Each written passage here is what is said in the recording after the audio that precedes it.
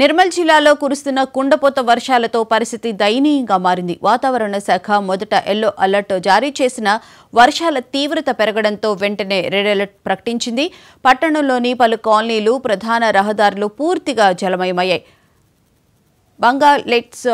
బంగాలేట్ చెరువు ప్రమాదకరంగా మారడంతో సమీప కాలనీలకు ముప్పు పొంచి ఉంది. జిల్లా యంత్రాంగం అప్రమత్తమై సహాయక చర్యలు చేపడుతోంది.